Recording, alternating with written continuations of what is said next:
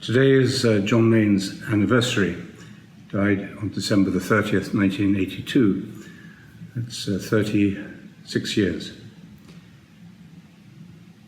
Each year I think about the meaning of his life and the way his life affected me and countless others who have found their way to themselves, into the truth of their faith, into a sense of unity with all people through his message, through his teaching, his very simple teaching.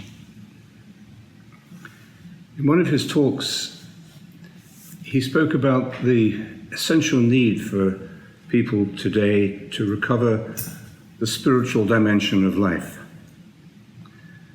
And I was thinking of this when I was reading a very popular new book. It's been out some time, but it's out in paperback, so many more people are reading it, called Sapiens. I haven't read the sequel yet, which is Homo Deus. And it's a brilliant survey of humanity through the different revolutions that we have passed through in order to come to our present predicament. And it's a masterpiece of generalization and of illustration. And it's very full of insights, and the author has a very capacious mind. But it lacks any kind of spiritual dimension. And it's only after some time that you realize what a paucity, what a lack this dimension is. So John Mayne's words that we need to recover the spiritual dimension take on more than the value of a platitude. They become something quite urgent and quite necessary for us in order to be able to think, in order to be able to plan, in order to be able to understand the predicament we're in. He speaks about spiritual values. And he doesn't, in this particular talk that I'm thinking of, define them as such, although he implies, of course, everywhere in his teaching that these spiritual values mean something quite real and specific: love. Seeing that all aspects of life, including death, have a mystery. There is a meaning in them all.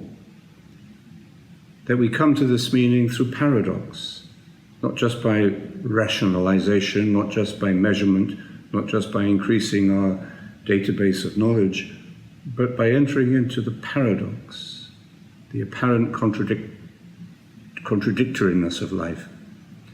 And that by doing that, we come to transcendence, and transcendence of the self above all, of the ego self, so that we can expand beyond our own boundaries and beyond any conceivable boundary. And that all of this, all of these spiritual values together make up a little bit of what we might mean by God. John Mayne says that the commitment to spiritual values does not exclude the values of ordinary reality. It's a very important, obvious insight, but a very important one.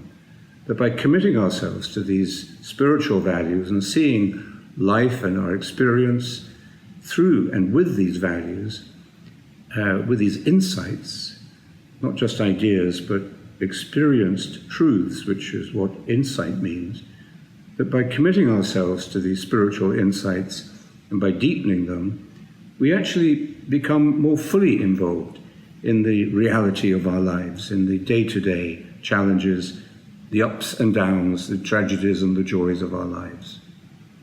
And this is what enables us to see life as a voyage of discovery. That we're not just repeating old patterns, we're not just seeking entertainment or seeking novelty, we're not just surviving, we're not just battling with depression or with fear, but we are actually on a voyage of discovery. Meditation takes us into that consciousness that we are on this voyage of discovery, because it is a journey into our own inner life, discovering that we have an inner life, couple of years ago, I was teaching a course in America, and at the end of the course, I was talking to the students, and one of them, very bright, lovely young woman, said to me, she'd had no religious side to her at all. She hadn't been brought up with any religious faith or context of meaning, but she said what she had discovered during the meditation times of this course, and that's what made it the best part of the course for her, was that she had an inner life, and she'd never understood or felt that before. Meditation awakens us to life as a voyage of discovery and takes us on a journey into that inner life, so that every day becomes a revelation. Every day brings us new dimensions of understanding, that we can understand, not explain, not measure, not predict, but we can understand from within, this understanding that is wisdom, or is sapientia, or Sophia. This is other kind of knowledge, which is not just the materialistic reductionism that has so much taken over our present culture. To follow the spiritual path, John Main says, we must learn to be silent. Religion is in a crisis. Certainly Christianity is in a major crisis today. It's unable to connect with the spiritual hunger and the needs of people, and it's going through a deep and painful process of rediscovering itself and having to see the ways in which it has been untrue to itself, and that is humiliating and that is painful, but that's the process the Christian world is going through, and maybe not everybody wants to be part of that at this moment. But those of us who are, we find more and more deeply what it means to awaken the spiritual dimension of religion. We're talking about contemplative Christianity at our John Main seminar in Vancouver this year, and after that we're having a meeting of younger contemplative teachers to explore more fully and to expand, we hope, more fully that awareness of contemplative Christianity and ways of communicating it and sharing it today. John Main would have loved that idea. He believed that the weakening of religion in the modern world was due to the fact that we use so many words, but words which of course are necessary. We need words to communicate, otherwise I wouldn't be talking like this. But these words have to be charged with meaning and power if they are to change us, if they are to awaken new horizons and lead us into new dimensions. And if they are to have that charge of meaning, they must be able to spring from the Spirit. And the Spirit, he says, needs silence. We need words, but we need silence to make the words meaningful. This is why he taught meditation as a Christian. Because meditation for him is the way of silence and the way to silence. And very practically, in teaching the mantra from the Christian tradition, he speaks about it as a way, the way of the single word that takes us beyond words into silence. And this is not abstract. To be with another person in silence is an expression of trust and confidence. That's not abstract, that's relational, that's human relationship. That's discovering the spiritual dimension in every human relationship. When we feel untrusting towards another person, we have to talk all the time. We have to fill up the silence. We're frightened of a period of silence in the conversation or a period of silence in our sitting together. But to be with someone who we trust means that we can be in silence with them. To be with that person, not just to talk to, that's crucial to our contemporary culture of noise and endless communication through social media and through chit-chat. we have to realize that we have to be with people, not just talk to them. Nothing builds that kind of personal, interpersonal confidence than silence. The silence that John Main says is easy and creative. And nothing destroys confidence more than the negative silence of fear. This silence, he tells us, is already there. We don't have to create it. We enter into it. In fact, he says, we become the silence. And in saying that, he enters into the fullness of the Christian mystical tradition. Like Meister Eckhart, there is nothing so much like God as silence. We become the silence. And meditation allows us to do this, to discover that silence is the language of the Spirit.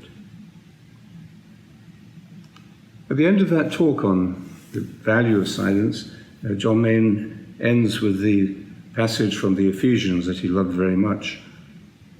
Let me repeat it for you.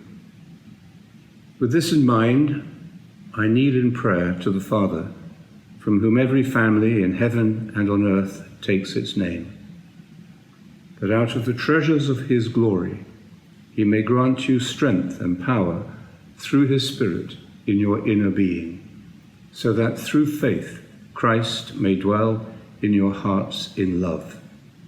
With deep roots and firm foundations, may you be strong to grasp with all God's people what is the height, the length, the depth, and the breadth of the love of Christ, and to know it, though it is beyond knowledge.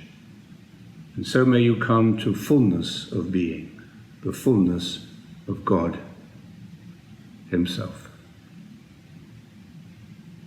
To fullness. This was John Main's great passion and insight, that today, above all, we need to recover this experience of fullness. And we have to enter into that spiritual dimension of reality, which is paradox, that we have to, in other words, become empty so that we can become full. And that's what we do as we say the mantra.